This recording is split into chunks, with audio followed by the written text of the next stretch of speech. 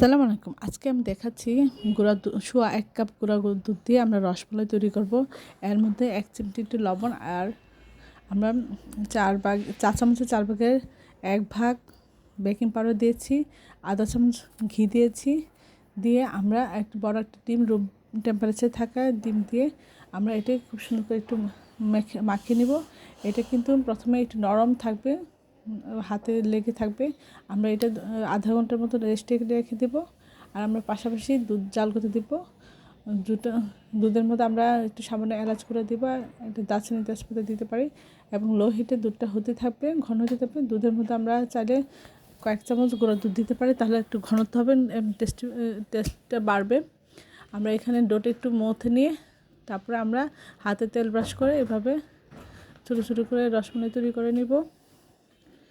দেখুন রসমালাই হিসেবে সুন্দর ছোটো ছোটো করে তৈরি করে নিচ্ছি। আর ডোটা নরম হতে হাতে লেগে যেতে পারে।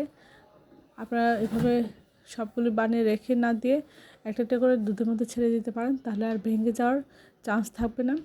সবগুলি বানানো হয়ে গেলে আমরা লো হিটে এভাবে ঢেকে জাল করে নিব। আর তারপরে আমরা চামচ দিয়ে একটু চেপে চেপে এর উপরে রসটা উঠে দিব, যেন এই যে রসটা ঢুকে যায় এবং নরম হয়, ভালো করে জাল হয়।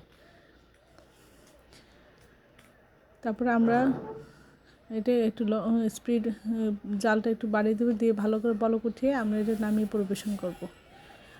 এই ধরনের সুন্দর সুন্দর ভিডিওগুলি পাওয়ার জন্য সবাই আমার চ্যানেলটি লাইক এবং শেয়ার দেবেন, সাবস্ক্রাইব করবেন।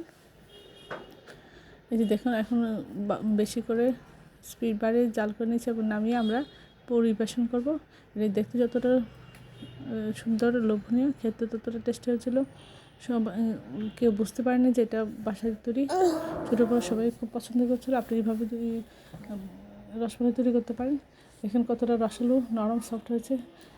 দেখুন কতটা কেটে দেখাচ্ছে ভিতরে কতটা রস ঢুকেছে এবং নরম হয়েছে, রসালো হয়েছে। দেখলে মনে হয় যে লোভনীয় লাগছে এবং এটা দেখে মনে হচ্ছে যে এটা দোকান থেকে কিনে আনা। সবাই আমার এই ধরনের সুন্দর সুন্দর ভিডিও পাওয়ার জন্য সবাই চ্যানেলটি লাইক করুন, সেই জন্য সাবস্ক্রাইব করুন।